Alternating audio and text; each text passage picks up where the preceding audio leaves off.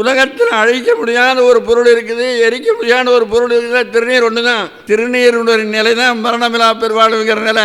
திருநீர் பூசலாம், திருநீர் ஒரு சிலர் பூசலாம், பூசாமல் இருக்கலாம். நீங்க திருநீருடைய நிலையை அடைஞ்சிட்டீங்கன்னா வள்ளலார் ஆயிட்டீங்கன்னு அர்த்தம். திருநீரை என்ன செய்ய முடியாதுன்னா, திருநீரை எரிக்க முடியாது. எங்க எந்த நெருப்பிலையாவது போட்டு பார்க்கலாம், அழியுமான்னு பார்க்கலாம். எந்த தண்ணிக்குள்ளையாவது போட்டு பாருங்க, கடைசியில் போய் நின்றுக்கும். காத்துல பறந்துங்கன்னா பறந்து போய் கண்ணுக்கு தெரியாம போய் அது அப்படியே தான் இருக்கும். காற்றாலே, புவியாலே, ககனமதனாலே, கூற்றாலே, கொலைக்கருவியாலே, வேற்றாலே எஞ்ஞான்றும் அழியாம விளங்கக்கூடியது திருநீர் ஒண்ணுதான்.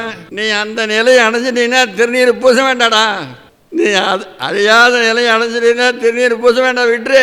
நீங்க 1000 தானே நெருப்பில் போடுங்க, புடம் போடுங்க. ஒவ்வொரு புடத்துக்கும் அதிகமாயிட்டே வரும். ஒரு படி முதல் புடம் போட்டீங்கன்னா 1.25 படி ஆகும். அதே புடம் போட்டீங்கன்னா 1.5 படி ஆகும். அதே புடம் போட்டீங்கன்னா 2 படி ஆகும். ஒவ்வொரு புடத்துக்கும் அதிகமாயிட்டே வர்றது விபூதி ஒண்ணுதான். ஞாபகமா வச்சுக்கோங்க. மரணமில்லா பெருவாழ்வு இந்த உலகத்தில் வாழ்ந்து காட்டுற பொருள் அந்த ஒண்ணுதான். எந்த பொருள் சாம்பல் ஆயிடுதோ அப்ப அதை அழிக்க முடியாது. அதே கடைசி இடம் அது.